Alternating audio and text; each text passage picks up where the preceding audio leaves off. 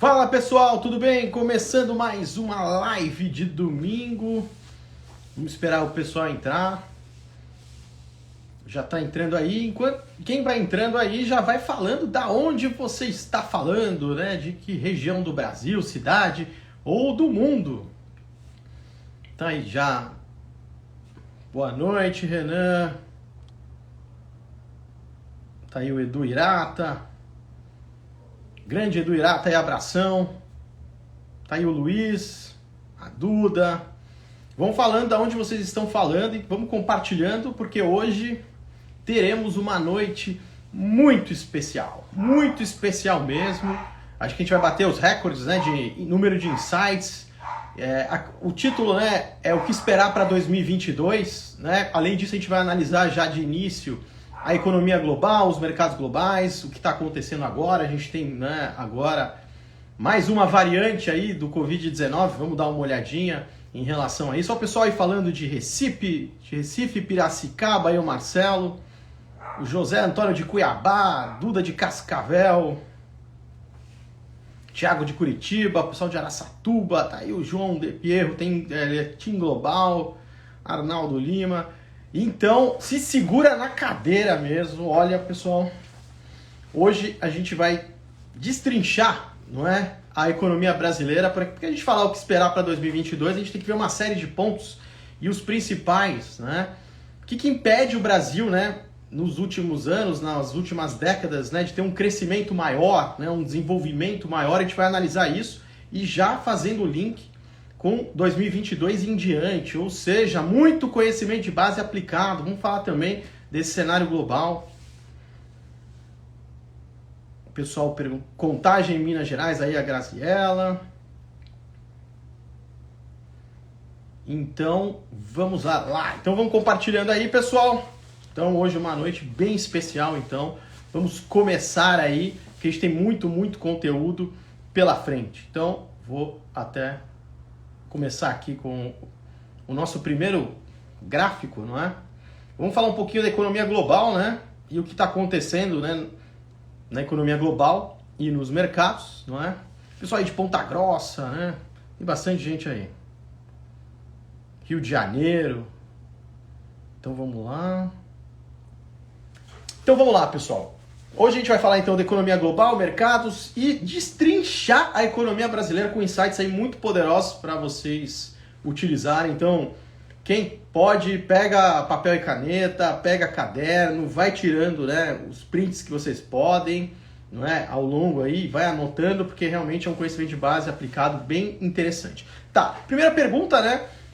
Aconteceu, né, nesses últimos dias, né, principalmente sexta-feira, né, o mundo se deparando com uma nova variante. A gente tinha até comentado no domingo passado que tinha algumas coisas, não é, diferentes acontecendo e dinâmicas, principalmente na Ásia e na Europa, né, o número de infecções estava de uma forma acelerada, ainda não sabemos se tem ligação com isso, mas o que a gente pode fazer, tá? O pessoal fica especulando muito, vai acontecer isso, vai acontecer aquilo no curto prazo, né? O que a gente tem que entender é o que está acontecendo já, né? O que já está encomendado, né? Qual que é a dinâmica e se isso que está acontecendo, se vier realmente ser, infelizmente, algo mais sério e as economias voltarem, né, a adotar medidas de distanciamento social mais rígidas, não é? Se fecharem e tal, o que a gente pode esperar? Primeira informação importante.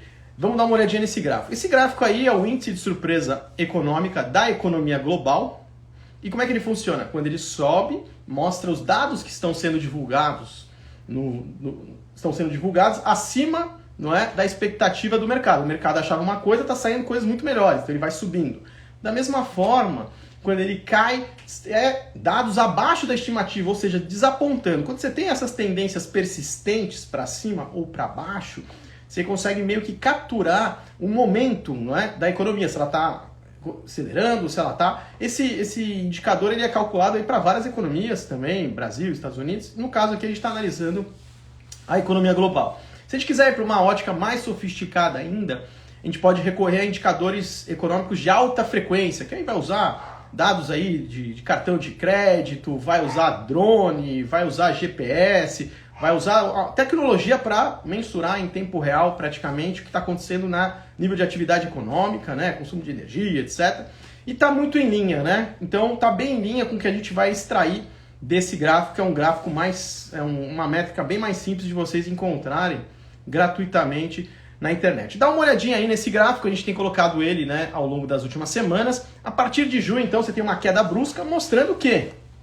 Que a economia global já estava em processo de deterioração, principalmente puxado, né, pela economia chinesa. A economia chinesa que estava desacelerando num ritmo não visto nas últimas décadas. Além disso, a gente tem questões importantes envolvendo uma possível mudança até do próprio modelo econômico chinês, que a gente vinha acompanhando desde 2001, quando a economia chinesa entra na Organização Mundial do Comércio. Também outras economias também da Europa e o próprio Estados Unidos também nos últimos meses. Deterioração, assim como o Brasil, né? O Brasil que chegou até ultrapassar com folga o patamar pré-Covid, antes da pandemia, chegou, né, a orbitar em torno disso e nas últimas semanas vem já a atividade econômica até abaixo. A gente tem até o PIB que vai ser divulgado nesta quinta-feira, a gente tem que acompanhar. Tá, o que esse gráfico está mostrando? Que nas últimas semanas a gente teve até uma leve alta, mas nos últimos dias aí chegou até meio que dar uma estabilizada. Então, uma leve recuperação, principalmente puxada pela economia americana. Economia americana que vinha melhorando um pouquinho e começou mesmo na última semana de novo a mostrar, né, perda de momento. Então a economia global praticamente ficando estagnada em relação à última semana. Então, uma informação importante, pessoal. A economia global já vinha se deteriorando. Ela já vinha se deteriorando muito antes de sair essa notícia aí, nova variante, ou já vinha se deteriorando por conta aí das distorções que acompanharam a recuperação, o início do ciclo de aperto monetário em diversos países, subindo a taxa de juros, né, caindo a liquidez desses países. Você também a inflação, né, provocando uma série de efeitos já ruins, né, diminuindo a renda disponível das famílias, pressionando as margens de lucro das empresas. Então a gente já tem esse cenário, combinado com, né, ondas inflacionárias, não só no Brasil, um fenômeno mundial, não é? Fruto de um encontro de forças, né? Um choque de oferta que originado por conta da pandemia, não é? Então você tem uma oferta menor de produtos e serviços, muitas economias literalmente pararam, o mundo se fechou, depois foi reabrindo, mas foi reabrindo de uma forma que nem todas as etapas das cadeias de produção funcionando. Então você tem o desalinhamento da estrutura produtiva, começa a faltar matéria-prima, insumos, isso vai puxando o preço ainda mais. As empresas que no primeiro momento tinham estoques foram lá, venderam, ficaram tranquilas, e aí agora tem que repor o estoque em outra realidade. Então a gente tem toda essa pressão, que é uma dinâmica do tipo estagflação, né? Uma dinâmica do tipo estagflação, quando a gente tem um baixo crescimento ou mesmo uma queda da atividade econômica combinado com essas ondas inflacionárias, que é um cenário que não é muito comum. A gente viu esse cenário acontecendo ali anos 60, 70, e desde então nada nem perto disso que a gente viu, né? Justamente por isso, porque o encontro de um choque de oferta com um aumento brutal da oferta monetária. Depois a gente vai atualizar essa oferta, a variação da oferta monetária, principalmente nos Estados Unidos, para quem quer entender. Imagina, né? A economia tem lá seus produtos e serviços. De repente se aumenta artificialmente ali o poder de compra das pessoas, você injeta uma quantidade absurda, não é, de dinheiro, e você tem lá os mesmos produtos e serviços, ou pior ainda, que é a situação atual, você tem até menos produtos e serviços disponíveis. O que acontece? Os preços disparam. Se você quiser comprar no exterior, você vai precisar de moeda estrangeira, e aí vai disparar a taxa de câmbio. Então não tem como, né? A gente viu essa tempestade perfeita para a inflação aí acontecendo não só no Brasil, como em diversos países. Agora, vamos dar uma olhadinha então para a gente responder essa questão que eu tinha falado para vocês da oferta monetária. Olha só, este gráfico é a variação anual da oferta monetária nos Estados Unidos desde os anos 60. Variação anual da oferta monetária nos Estados Unidos desde os anos 60. Então, olha o pancadão que deu, não é, a partir, né, da pandemia, com o governo norte-americano injetando dinheiro na economia como nunca antes tinha acontecido. 2008 é um desses topinhos aí, não tem nem perto. Então tem uma diferença para 2008. Primeiro, o aumento e a injeção de dinheiro na economia foi brutal, maior da história. Se a gente colocasse esse gráfico para 1800 e alguma coisa, ia ser a maior variação anual da oferta monetária. E, além disso, aonde entra esse dinheiro novo, né? Isso importa na economia. Em 2008, muito restrito ao mercado financeiro, e agora, né, se espalhou, né, por toda a economia, a distribuição dos cheques, etc. Tá, olha só que interessante. Você teve até uma queda, não é, dessa métrica nos últimos meses. Ela até voltou a subir, hoje ela está a variação anual de cerca de 13%. Só que olha que interessante, mesmo com a queda que aconteceu, continua ainda no maior patamar das últimas décadas, né? Então está no maior patamar aí dos últimos 50, 60 anos. Está ali, né, no máximo que atingiu lá naquele período que você teve grandes ondas inflacionárias dos anos 60 e 70. Com uma diferença. Agora a gente tem, não é, essa combinação de choque de oferta, não é? De uma coisa assim, também não vista, você não viu, né, a economia global literalmente desligar a partir da pandemia. O que é importante, então, a gente extrair aqui? A gente viu que tem uma série de narrativas falando, se acontecer de novo, essa nova variante quiser que todos os países se fechem, etc. e tal, isso aí vai ser deflacionário e tal, e etc. O que a gente tem que entender? A gente tem que entender que vai ter, na verdade, uma rodada, né, ainda mais intensa de choque de oferta, porque a variação de oferta monetária continua em patamares históricos, né? O próprio Banco Central americano, ele anunciou que no final desse mês ele ia começar a reduzir os estímulos, ou seja, ele ia continuar injetando dinheiro, não é? Só que num ritmo menor.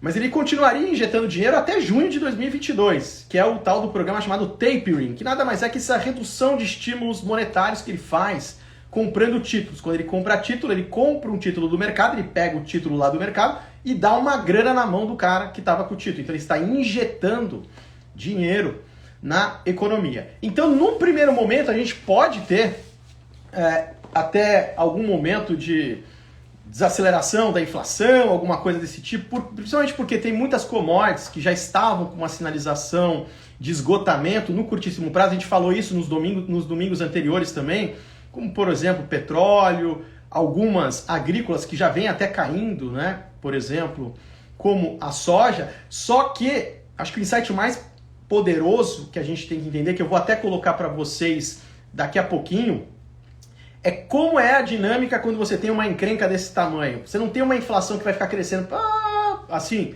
Você tem grandes ondas inflacionárias e que elas criam armadilhas no meio do caminho, por isso que a gente tem que entender. Então, uma nova onda do Covid piorando o mundo vai ser mais linhas de produção fechando, menos oferta de produtos e serviços, não é?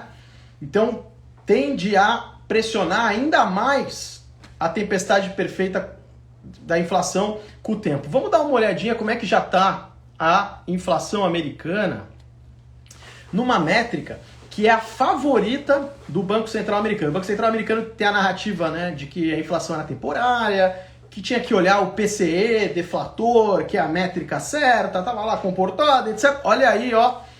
Aí está essa métrica favorita do Banco Central norte-americano desde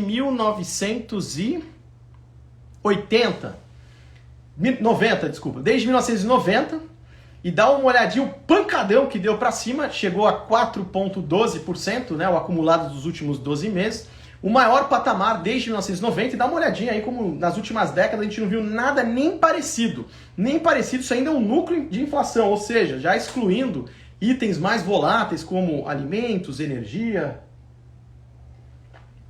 Então, os Estados Unidos já lidando com uma forte aumento inflacionário também para o consumidor, já vinha a coisa pegando para os produtores, e eles não conseguindo ainda repassar, ou seja, eles começam a enfrentar problemas de margem. Por exemplo, teve um balanço de uma empresa chamada Best Buy, que foi divulgado, e ela mostrou ali queda na margem operacional e, já até derrubou o preço das ações no mercado. Tem a loja lá, Trim, né, dólar, que tinha uma loja de R$1 lá, que falou, não, agora vai ser 1,25 cents.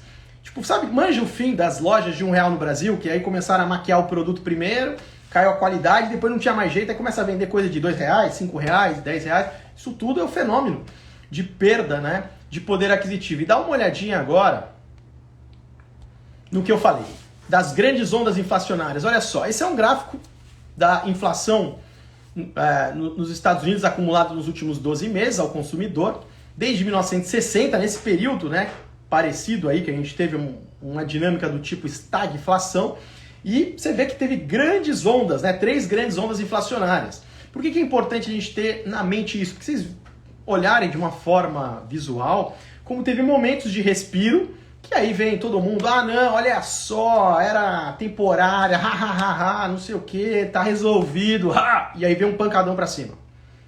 Mais um respiro, tudo isso durando meses e anos, tá? Meses e anos, tá falando aí de 1960 e vai indo até 1980, no caso específico desse recorte histórico, para vocês verem as grandes ondas inflacionárias, como foi uma armadilha para quem achou que a coisa estava resolvida a cada queda, né, que acontecia. Por isso é muito importante vocês analisarem esta dinâmica da variação da oferta monetária e o que está acontecendo em termos de lastro de produtos e serviços e mais, né? Por exemplo, no caso dos Estados Unidos, tem um problema também no mercado de trabalho. O mercado de trabalho está extremamente apertado. Quer dizer o quê? Tem muita gente que saiu e está deixando a força de trabalho e tem muitas vagas abertas, muita gente procurando. Isso também é uma combinação explosiva por mais aumentos salariais, sem falar que com a inflação ao consumidor pegando e o custo de vida dos americanos aumentando, os caras querem o quê? Reajuste salarial. Reajuste salarial. Só que quando não é acompanhado de produtividade, que é o caso, né? A gente até viu domingo passado a produtividade americana caindo, a primeira vez aí nas últimas décadas que saindo de um processo de queda da atividade econômica, você também tem uma queda da produtividade, é o contrário que era para acontecer, era para subir a produtividade, o custo por trabalhador cair, está acontecendo justamente o contrário. Você tem, então, mais uma força que pressiona o quê? A margem das empresas, né? As margens de lucro das empresas. Então, a gente tem essa situação nos Estados Unidos, essas grandes ondas inflacionárias que estão ocorrendo. A gente tem uma situação ainda, não é, de desalinhamento da estrutura produtiva.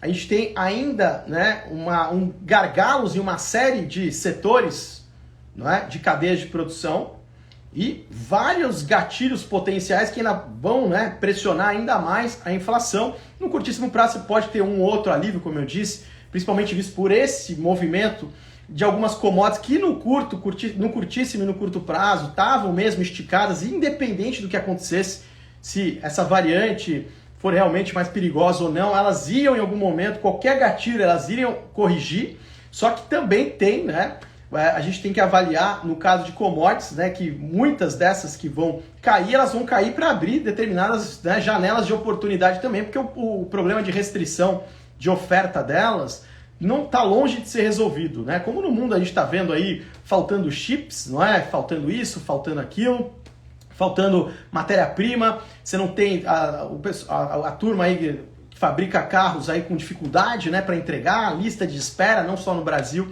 como no mundo.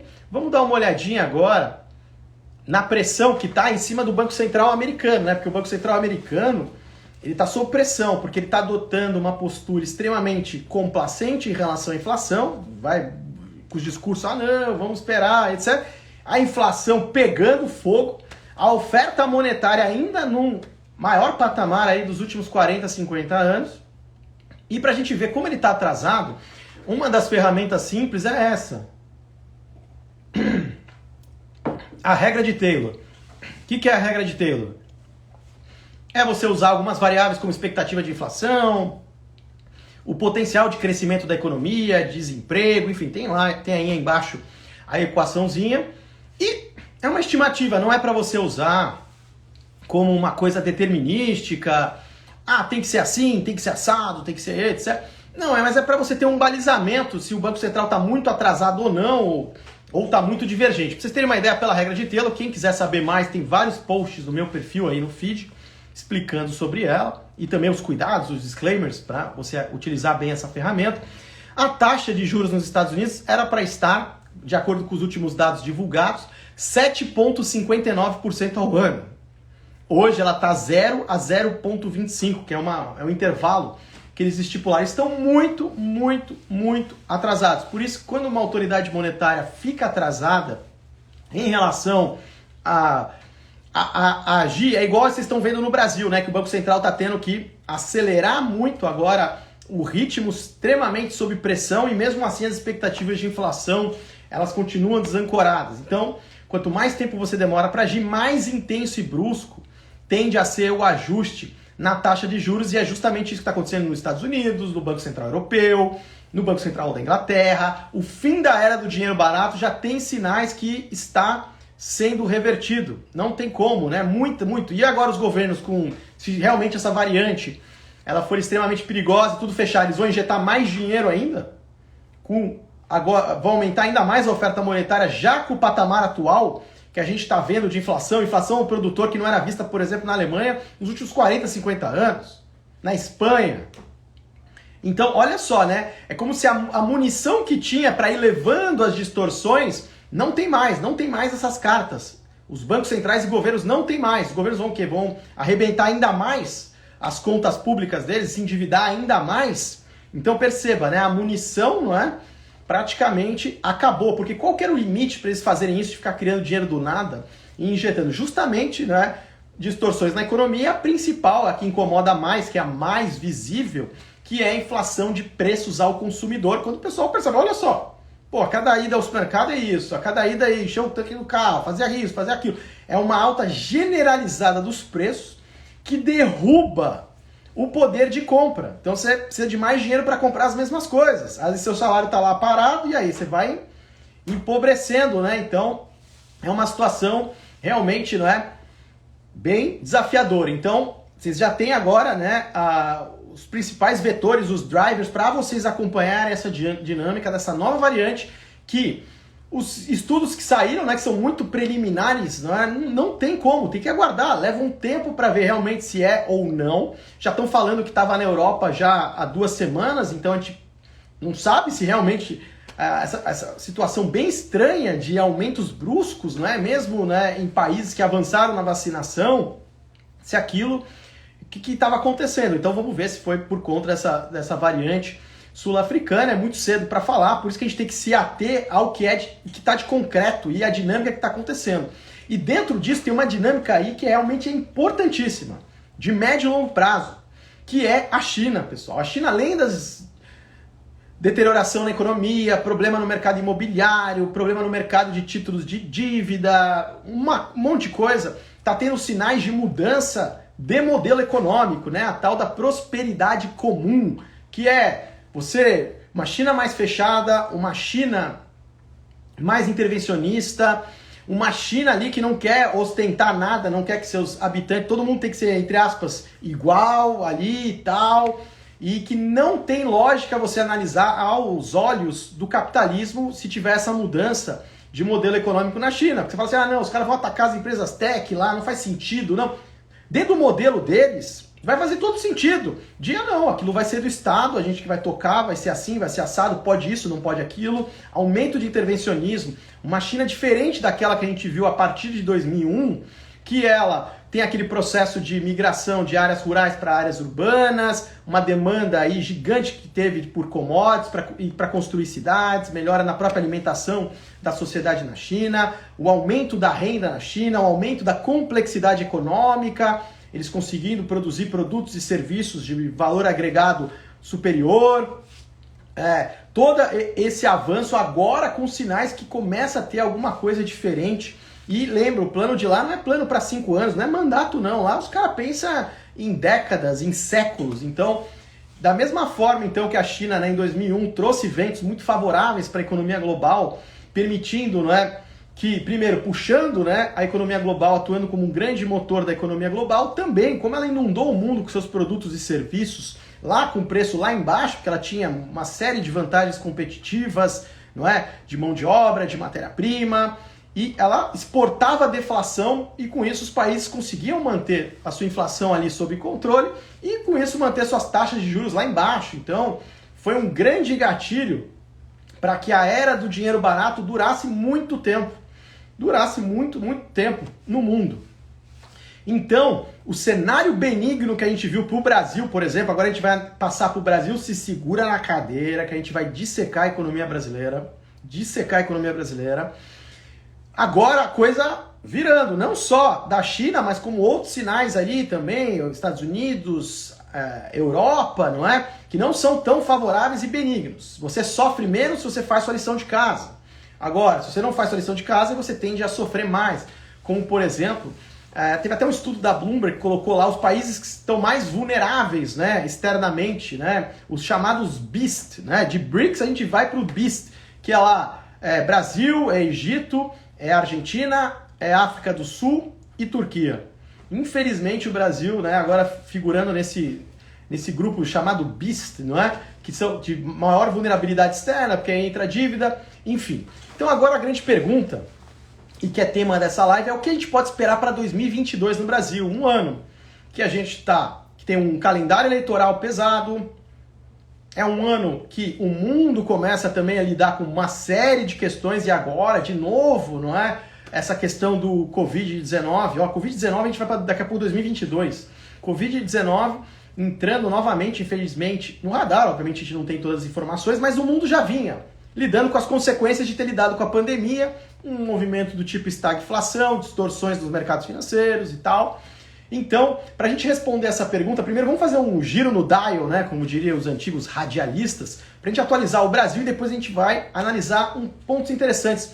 O que está impedindo o Brasil de crescer mais, se desenvolver mais, para a gente entender como enxergar 2022? Será que tal coisa está revertendo ou não? E aí eu vou mostrar, né, as métricas, os indicadores, vou explicar os conhecimentos de base para vocês aplicarem, né, e vocês puderem formar a própria opinião e fazer a própria análise. Então vamos dar uma olhadinha aqui no giro do dial, começando com a tal inflação implícita do Brasil. Lembra? A expectativa inflacionária, o tal do break-even, que é precificado quando a gente tem uma situação que é uma negociação dos próprios títulos públicos ali, ou seja, o cara que está estimando isso, ele põe grana na própria opinião, é diferente da opinião que vocês vão ver amanhã, por exemplo, no Boletim Focus, que é aquele boletim que é divulgado diariamente, semanalmente, segunda-feira, que é uma opinião e tal, mas o cara não põe grana ali. Aqui o cara tá botando grana. Então dá uma olhadinha, tá na máxima ainda dos últimos anos, lá 6,47, ou seja, mesmo com o Banco Central sinalizando, mesmo com o Banco Central aumentando a taxa de juros,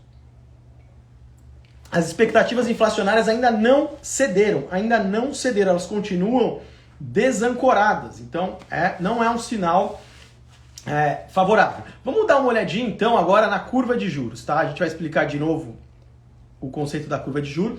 Curva de juros, no caso aqui, a gente está pegando a curva de juros futuro do Brasil. Eu estou vendo quanto que está sendo precificada a taxa de juros para diferentes vencimentos. Para 2022, 2024, 2026, 2030... porque isso influencia decisões de investimento, isso influencia a precificação. Como é que eu vou precificar um título de renda fixa que vai vencer daqui a 5 anos? Pô, com base ali a partir da curva de juros, aí põe um prêmio ali com base no emissor, quem está emitindo esse título ou não. E a curva de juros também, pessoal, ela conta histórias para nós. Ela conta histórias, a gente conversar com ela, ela conta histórias para nós do que está acontecendo, as estimativas e etc. Vamos dar uma olhadinha. Na curva verde, a gente tem na curva verde o dia da precificação da curva de juros um mês atrás. Então, um mês atrás a curva de juros tinha esse formato e praticamente meio estagnada ali, não é? Ou seja, meio horizontalizada ali. Ou seja, se a gente comparar de 2 anos atrás, teve um movimento brutal para cima em todos os vencimentos, ok? Aqui a gente está fazendo uma comparação da última sexta-feira com base no mês atrás. Já a linha laranja, ela é de sexta-feira agora. Ou seja, teve até uma leve melhora em alguns vencimentos, ou seja, baixou um pouquinho a taxa de juros, mas continua num patamar muito alto quando a gente compara com 6 meses atrás, 1 mês atrás, 1 ano atrás, 5 anos atrás. Mas o que eu quero chamar a atenção para vocês, que a curva de juros está conversando conosco. Percebe que depois que ela fez esse ajuste, o pancadão para cima, mudança na taxa de desconto, isso impacta o custo de capital das empresas, que é o custo delas, não é? Pegarem dinheiro emprestado, custo para elas remunerarem os acionistas, isso impacta, né? Porque quando a gente pega o custo de capital da empresa, que é esse mix entre quanto ela tem que remunerar os sócios versus mais, né? Quanto que ela tem que remunerar os terceiros, que é a dívida que ela pegou, a gente consegue ver se a empresa está destruindo ou não valor comparando com o retorno que ela tem na própria atividade. Então uma empresa que, por exemplo, tem um custo de capital de 25% ao ano, ela tem que ter atividades que remuneram mais que isso. Senão ela está destruindo valor, porque ela tem que remunerar os caras lá, os sócios e o capital de terceiro. Então, não, a atividade do cara é animal, pô, o cara tá voando, Richard. A atividade é 15% ao ano. Tá, mas qual o custo de capital dessa empresa? Que o termo técnico é custo médio ponderado do capital. É 25% ao ano. Tá destruindo valor. Destruindo valor. Então é bem importante. Mas o que a curva de juros está conversando conosco? Ela está vendo como essa linha laranja está meio que inclinando para baixo? Isso é um sinal, quando ela começa a se inverter assim, é um sinal de que está sendo esperado, estimado à frente, recessão. Não é um sinal de que, não, é um interruptor, acontece do dia para a noite, mas é um sinal que mostra, não é, que o mercado ali que está botando dinheiro na opinião está começando a estimar o quê? Recessão à frente. Então, curva invertida, quanto mais inverter isso, mais forte vai ficar essa sinalização. E por que a gente tem isso? Primeiro que a gente está tendo um aumento do chamado risco Brasil muito grande. Não é?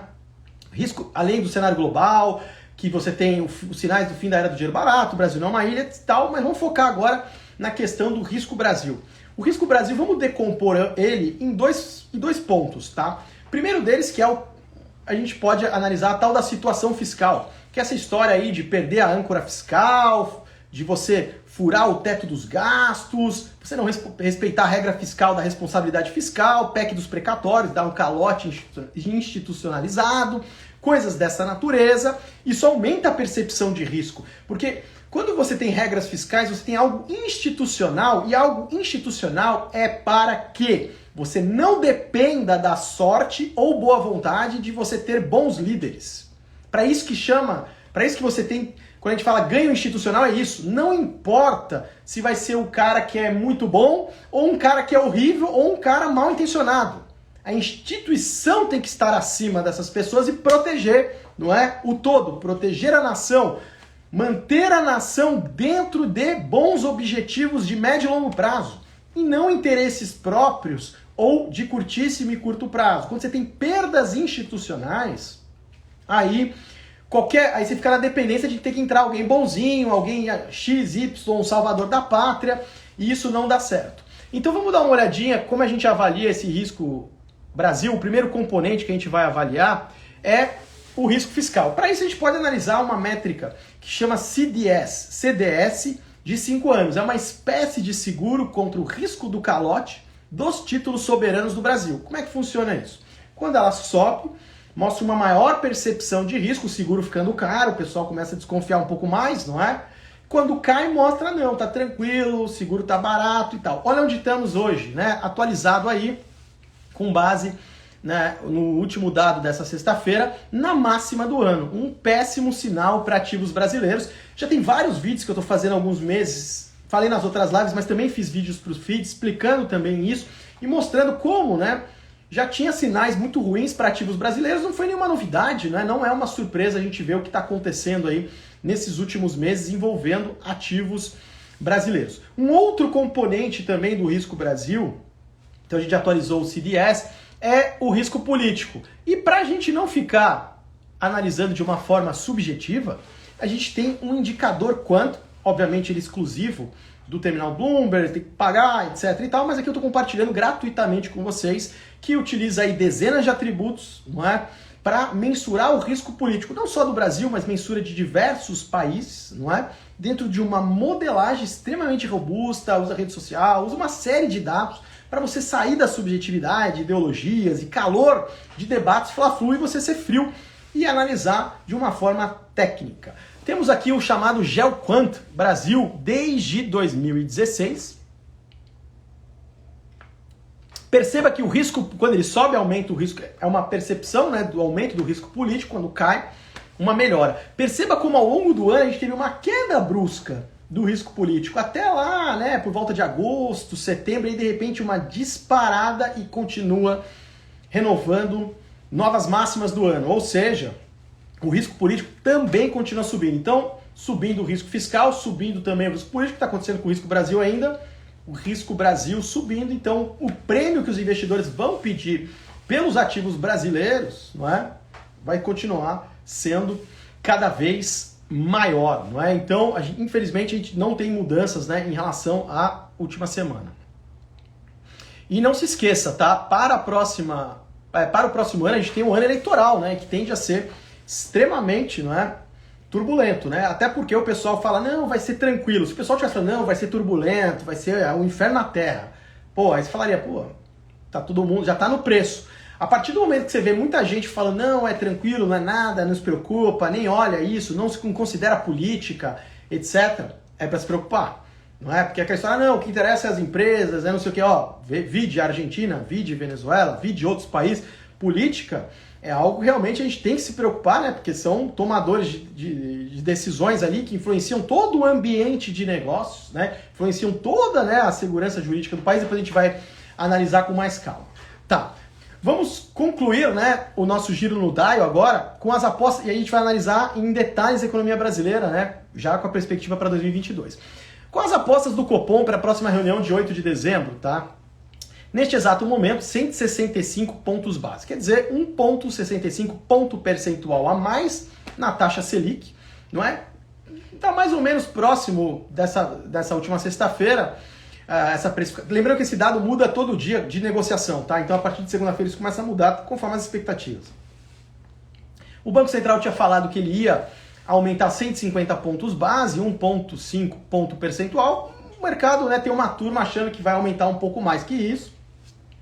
Já chegou até se aproximar de 200 pontos bases aí, nas últimas semanas, mas por enquanto essa é a expectativa do Copom. Mas o Banco Central, quando a gente olha na ótica da regra de Taylor, ele também, mesmo fazendo tudo o que ele está fazendo, por ficar muito tempo ali congelado nos 2% a taxa Selic, de uma forma complacente, demorando para agir, a inflação já pegando fogo aqui, agora ele tendo que correr atrás, né? E olha só, pela regra de Taylor, a taxa básica de juros, a Selic, ela deveria estar 13,55 e não mais 7,75. Se vocês forem voltar um pouco tempo, né, atrás ali, jogar no Google as matérias, análise, enfim, opiniões, se você falasse, principalmente no começo do ano, então, se alguém falasse, não, a taxa Selic vai se aproximar de 2 dígitos no final de 2021 e em 2022 vai furar os 2 dígitos e ir para cima e etc. E uma dica importante, taxa de juros, pessoal, sempre avalie em termos reais, ou seja, descontada a inflação, né, para você não cair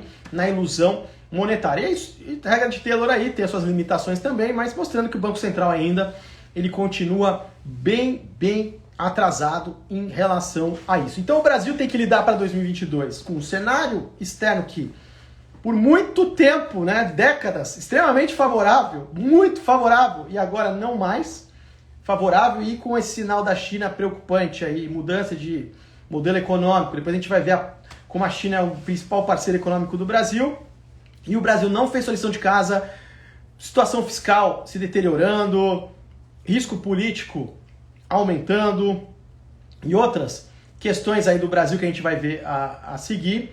Tudo isso aí pesando, né, em cima, e principalmente, né, como é que a gente vai fazer qualquer ajuste, reforma, ou etc., em pleno ano eleitoral, né? Então é algo realmente, se é difícil antes do ano eleitoral, que dirá num ano eleitoral. Então agora a gente vai responder aquela pergunta, o que está atrapalhando o Brasil nessas últimas décadas e que seria bom, né, reverter isso, ou será que a gente está vendo isso, alguém está com alguma proposta para reverter isso?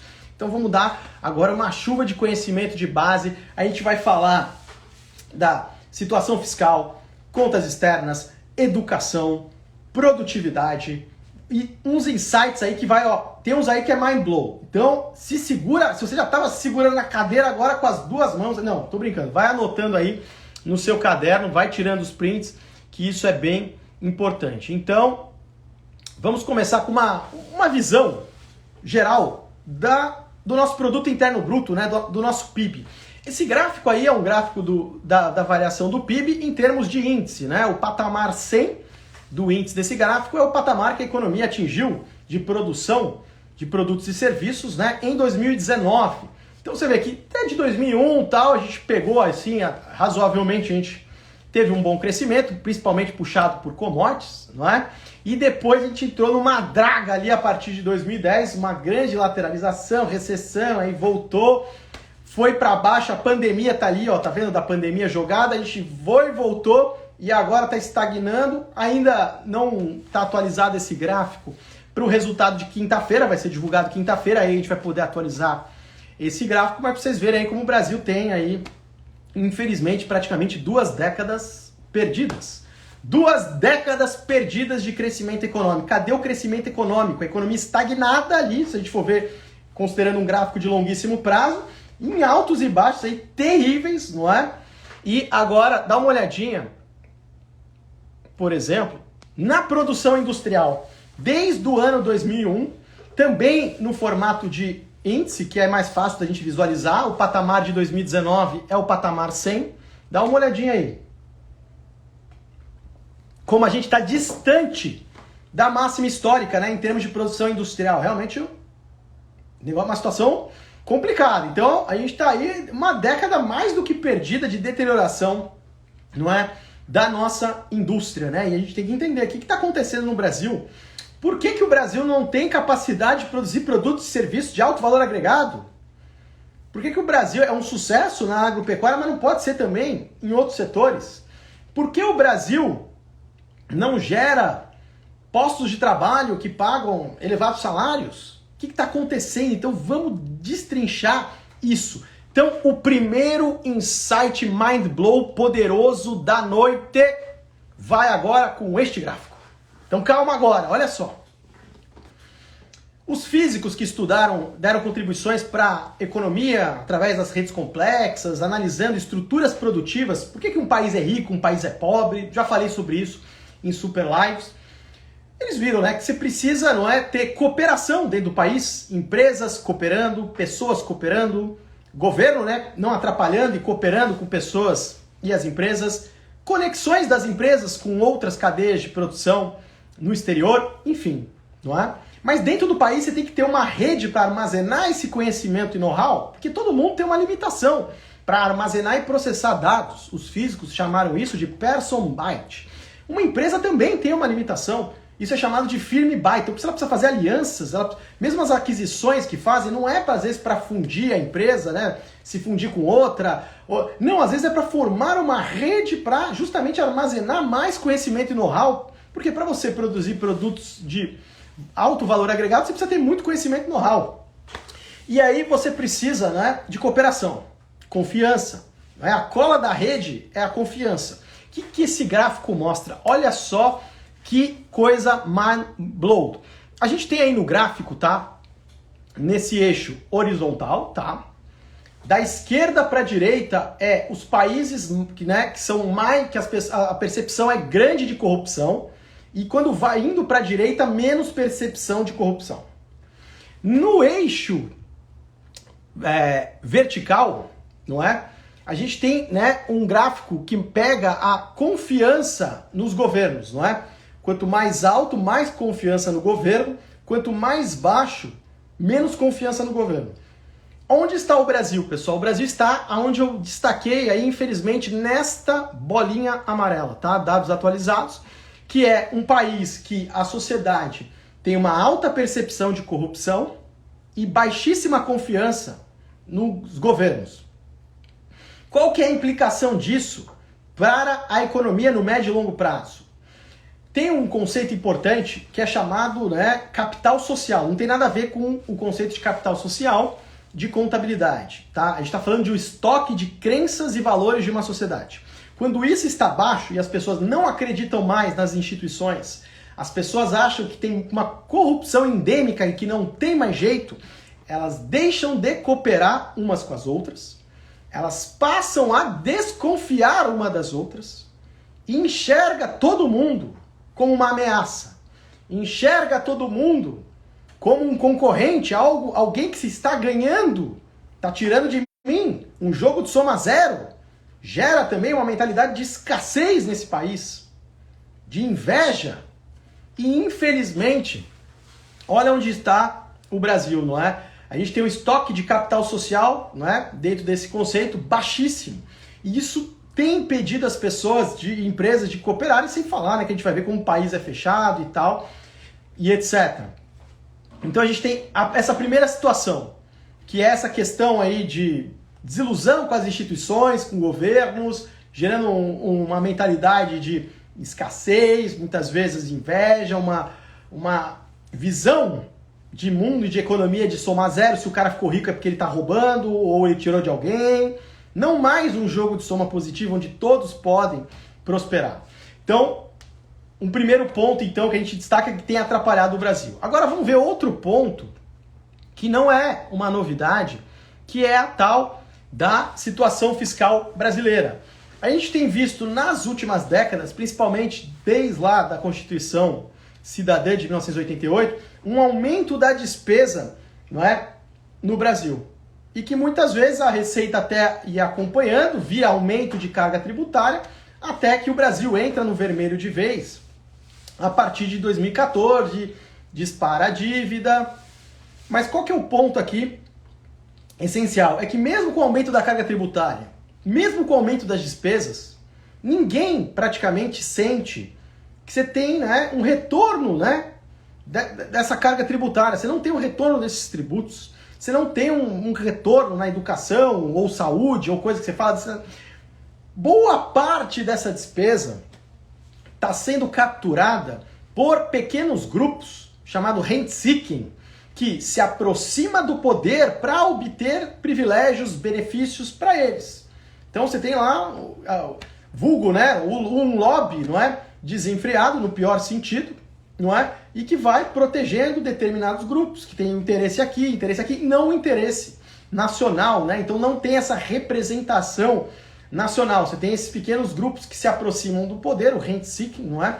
E que, né, vão, não é, extraindo, capturando partes do orçamento para eles e acaba não chegando, sem falar problemas de corrupção, problemas de má gestão também, às vezes tem dinheiro e não sabe como fazer essa gestão. Então no gráfico aqui a gente tem, na linha preta, a gente tem a receita líquida aí do governo, né, estados e municípios em relação ao PIB, desde lá de 1997, o Plano Real começa em julho de 94, né, tá andando.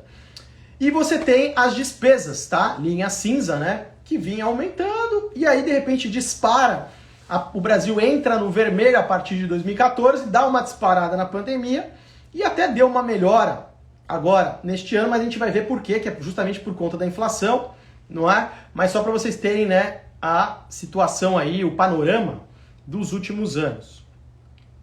No caso, o que fez melhorar as contas públicas no curtíssimo prazo, tá? Que é a tal da ilusão monetária, a própria inflação. Essa tabela mostra a contribuição, a variação nominal, por exemplo, no PIB, desde janeiro de 2016, você vê que uma contribuição de variação nominal sem contar a inflação, aumentava o PIB 159 bilhões, de repente, olha, em agosto de 2021, 800 bilhões. O que estou querendo dizer com isso? Estou querendo dizer que quando a gente olha o PIB nominal, a economia está crescendo isso. Como é preço e quantidade e os preços estão subindo por conta de uma alta generalizada, isso traz uma ilusão.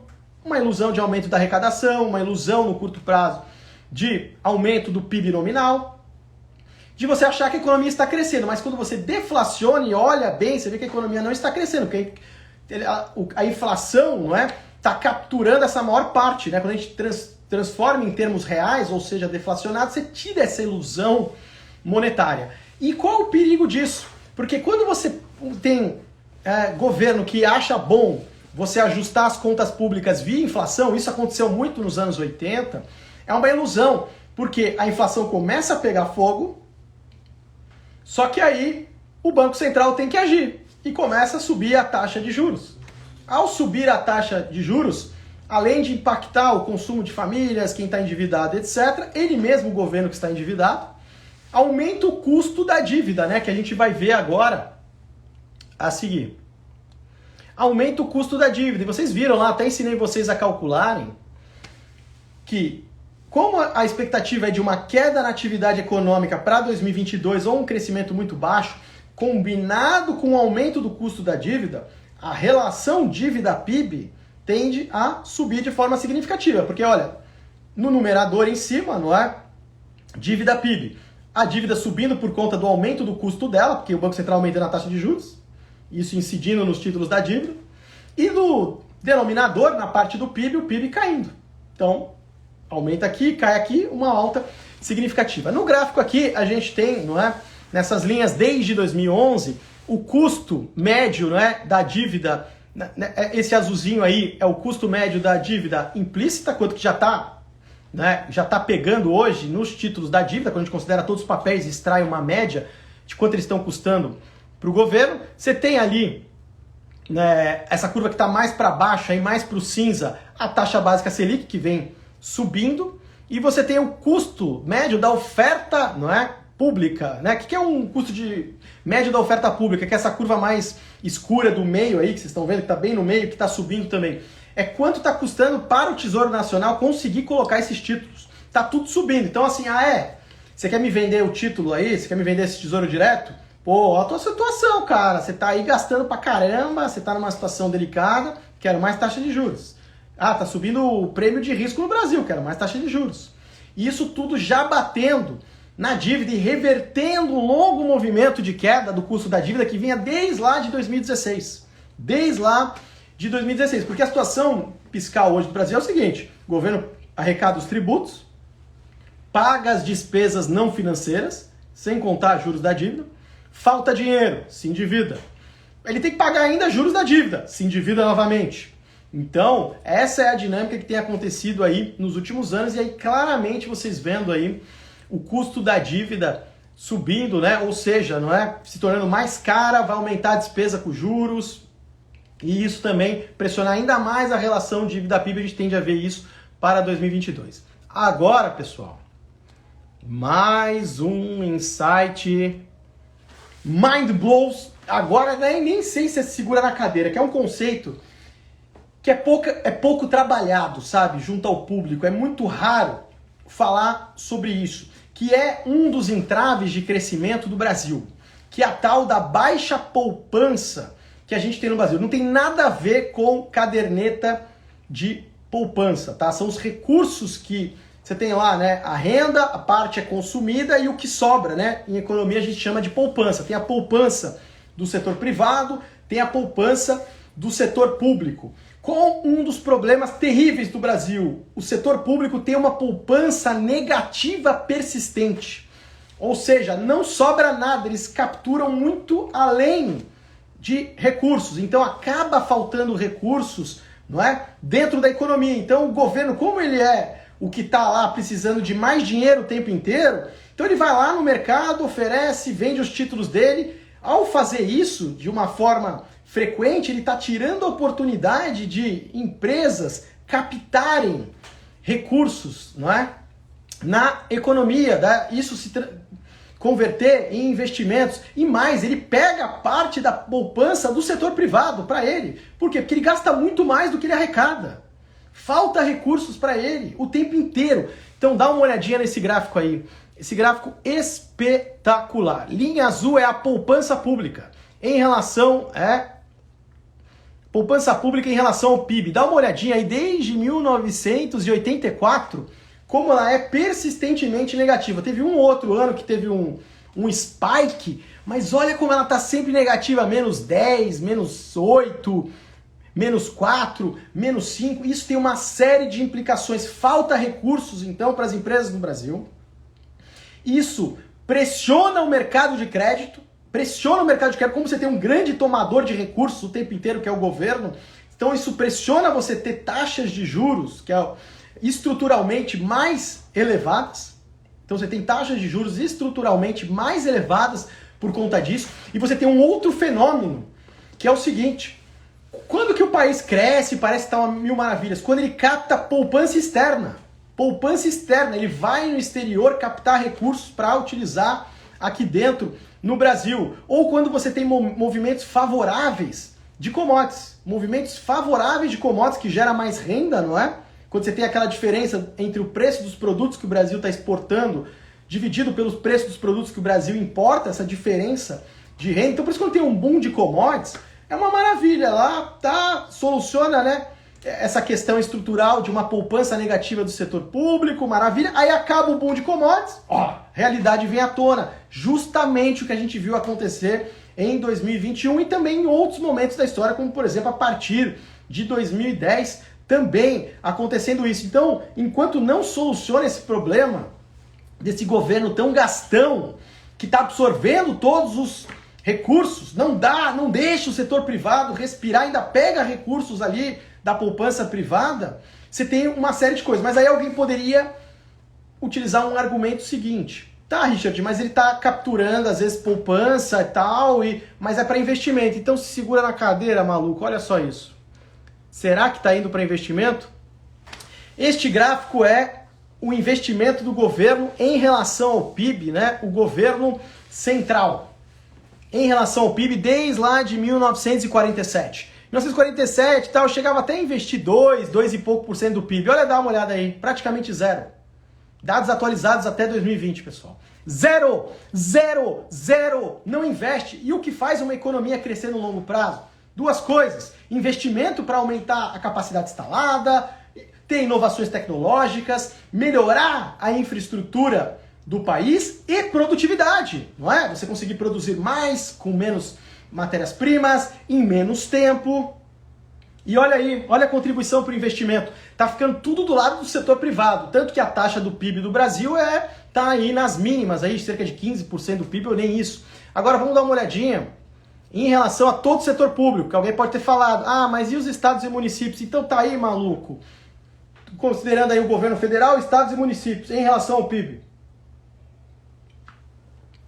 Próximo a 2%. Tem alguns estudos que mostram que, diante do crescimento da população, diante da necessidade de manutenção e melhora da nossa infraestrutura, era para estar aí 4, 5% do PIB. Olha aí quanto tá.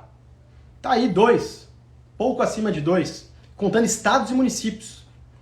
Então imagina tudo que é arrecadado, e a gente só tem isso em termos de investimento e contribuição para aumentar a capacidade instalada do país, nessa ótica do setor público. Então essa poupança negativa, além de condenar a gente a ter estruturalmente taxas de juros mais elevadas, encarecendo investimentos, o crédito, você também tem como isso é utilizado, esses recursos que eles estão fazendo. Né? A maior parte aí vocês estão vendo sendo capturado por esses pequenos grupos e não sobra nada. E o que dirá sobrar para investimentos. Então a gente tem essa situação, infelizmente. Então uma outra característica que atrapalha o Brasil: poupança do setor público negativa, que vocês já aprenderam, e baixíssimo nível de investimentos, ou seja, um dos motores de crescimento de longo prazo da economia, baixíssimo. Vamos para agora outra questão que é bem importante, que é em relação à abertura comercial. O Brasil é um país muito fechado.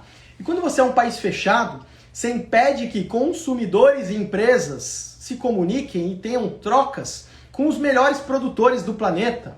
Se você protege determinados setores e sem uma porta de saída, então, o argumento, vamos proteger a indústria nascente. Tá, meu amigo, até quando você vai proteger a indústria nascente? Por quê? Se não tem prazo, o cara vai incorporando isso ad eterno. Então o cara não vai investir, o cara não vai se atualizar, o cara vai capturar um grande lucro dentro do país sabendo que ele está lá bonitão, protegido. Ele não precisa se esforçar para competir nem nada. Então ele gerando aí, derrubando até mesmo a produtividade da própria economia. Uma métrica, então, anota para você ver o grau de abertura econômica de um país. É você pegar a chamada corrente do comércio. Corrente do comércio é você somar as exportações e importações. E se você quiser uma ótica mais interessante, exportações e importações em relação ao produto interno bruto. Então dá uma olhadinha aqui nesses dados. O Brasil aí com uma corrente do comércio na época, acho que é 2018, por aí esse dado, mas está mais ou menos por aí. Brasil aí com uma corrente do comércio em relação ao PIB de 24,1%. Comparado com outros países, olha aí, os países tudo 40, 60, 80, o México 77%. O Brasil é um país de dimensões continentais e tem uma corrente de comércio em relação ao PIB muito baixa ainda, é um país muito fechado, tem uma série de protecionismo para determinados setores, uma coisa estranha, uma legislação que é de dar nó na cabeça das pessoas, então a gente perde, não é, esses benefícios de se comunicar com as grandes cadeias de produção, de adquirir dos grandes produtores do planeta, e tem essa questão, né, de proteção da indústria nascente, mas sem uma porta de saída, você tem 5 anos, maluco, e aí o cara não vai, o cara vai ficar lá de eterno naquela, não é? Produtividade baixa, não tá nem aí, etc, e aí vai brigar, e ele tende a capturar grandes recursos durante esse tempo, o que vai tornar ele até poderoso para fazer lobby, angariar e falar, não, esse setor aqui não, tal, vou fazer isso, me aproximo do poder, financio campanha, isso, aquilo, contribuo, tal, sei lá. Coisas dessa natureza que o rent seek faz. Então a gente tem essa situação, não é, bem grave, não é, envolvendo aí, né, o país é muito fechado, o Brasil, isso atrapalha demais o Brasil ser fechado. Quer dar uma olhadinha a mais? Vamos ali que a gente vai fazer uma análise das contas externas, mas antes disso, aqui a gente tem uma tela que mostra os principais parceiros comerciais do Brasil. Está lá em primeiro lugar, disparado a China, depois Estados Unidos, depois a Argentina, Alemanha e Japão. Olha só a importância da China, né? O que está acontecendo com ela, como a gente tem que estudar bastante o que está acontecendo com a China, não é? E também, em segundo lugar, os Estados Unidos em relação a isso. Vamos dar uma olhadinha na atualização dos termos de troca? Termos de troca, razão entre preços exportados e preços importados. Quando ela sobe, maravilha para o Brasil, aí compensa aquele problema de poupança negativa do setor público, aumento de renda, mil maravilhas.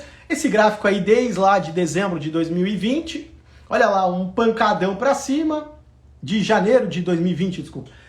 Um pancadão para cima, maravilhoso. O Brasil, vocês até sentiram, né? Deu para sentir, né?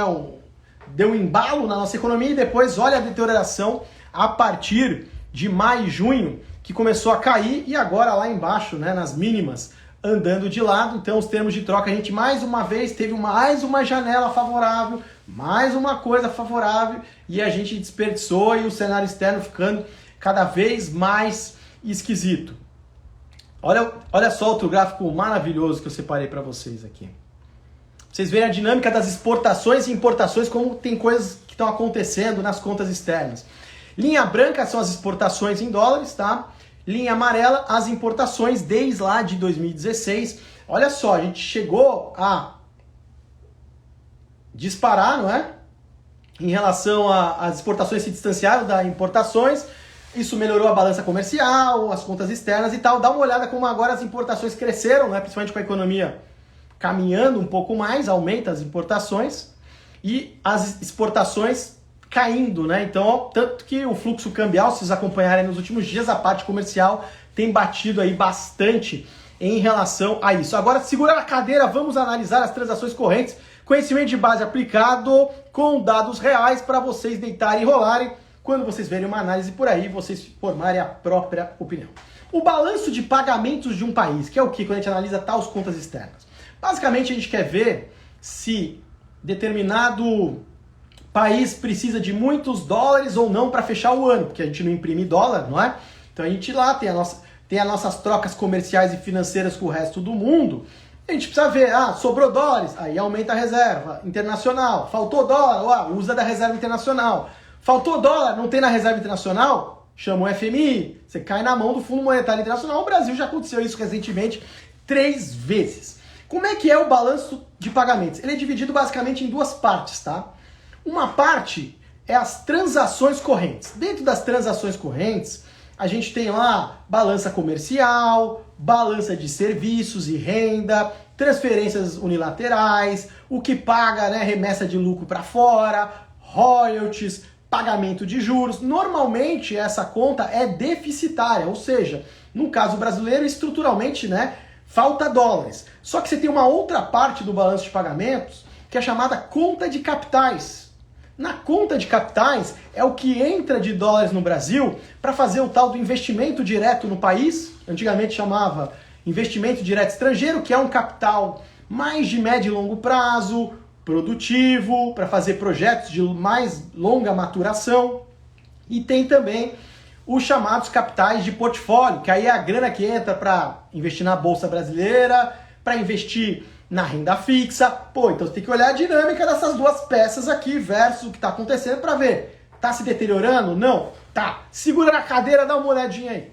Últimos dados aí das transações correntes em relação aos últimos 12 meses em relação ao PIB, que é essas barrinhas, né, em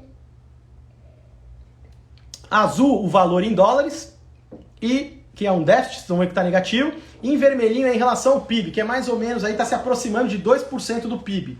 Dá uma olhadinha, lá em janeiro de 2020 chegou a 4% do PIB, horrível, né? Muito vulnerável por essa ótica. Teve uma melhora, por que teve uma melhora? Justamente porque queda das importações, os brasileiros não puderam mais gastar no exterior, não tinha mais remessa de lucro, então você teve uma mudança por causa da pandemia, aquele momento conjuntural. Quando a gente fala conjuntura, é algo que está lá em determinado momento. E estrutural é algo que já está ali permanente, ali, já está dado. Então, vamos dar uma olhadinha agora os detalhes dessas transações correntes. Então, guardou esse número, está próximo de 2% do PIB.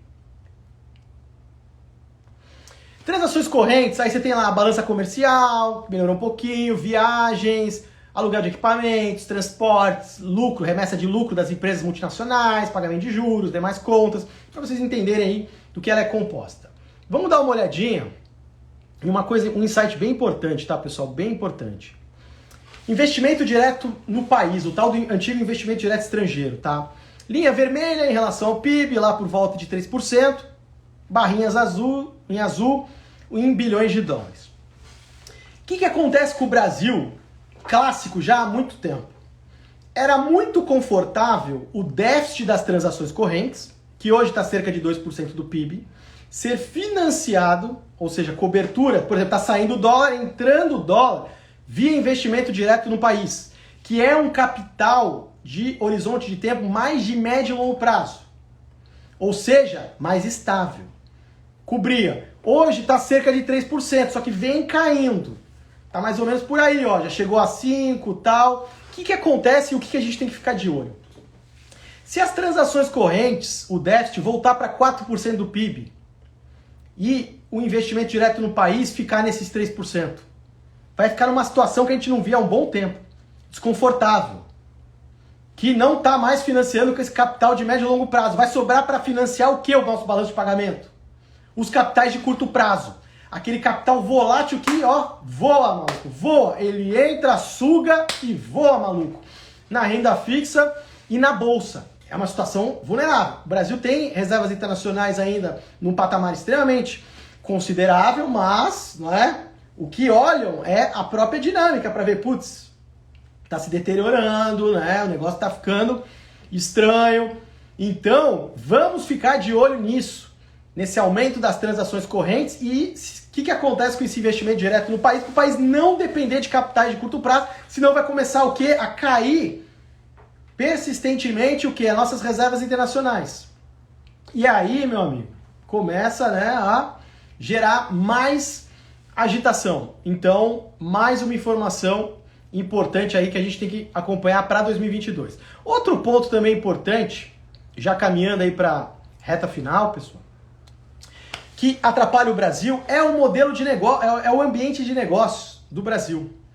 Um ambiente de negócio não muito favorável ao empreendedorismo, muita burocracia, tributação complexa, dificuldade para abrir empresa. Para a gente mensurar isso, vamos dar uma olhadinha num ranking. Depois coloca aí Doing Business Ranking, que olha justamente isso. Tá aí a metodologia. Vamos dar uma olhadinha que lugar do ranking o Brasil tá. Infelizmente o Brasil está no lugar 124.